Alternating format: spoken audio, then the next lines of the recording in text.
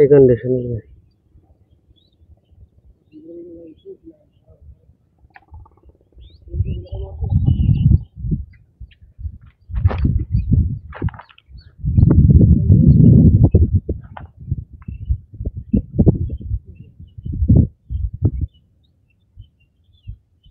এই কন্ডিশন এরকম মোড়ায়।